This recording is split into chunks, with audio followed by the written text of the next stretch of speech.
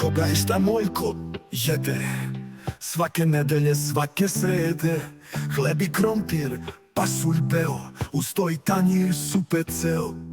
Jede on povrće i slatko voće, meso i mleko uvek hoće. Pojede Moljko i muvu meku, al više voli krušku meku. Al najviše Moljko da jede voli znanje iz knjiga što uči u školi. A gricne to znanje postaje jak, jer kada učiš tek tad si đak. Moljko jede iz knjiga znanje, jer znanje je upamti pravo imanje.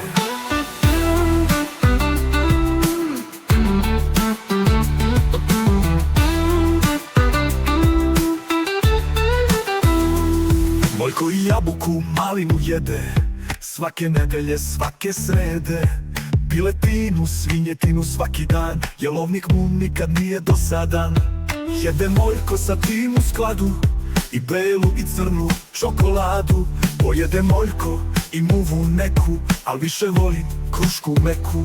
Al najviše Moljko da jede voli znanje iz knjiga što uči u školi. A gricne to znanje postaje jak, jer kada učiš tek tad si đak.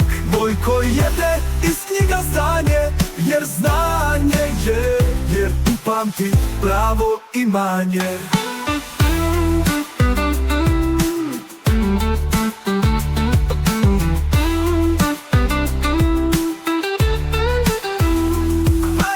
Moljko da jede voli znanje iz knjiga što uči u školi. A gricne tu znanje postaje jak, jer kada učiš tek tad si đak. Moljko jede iz knjiga znanje, jer znanje je upamti pravo imanje.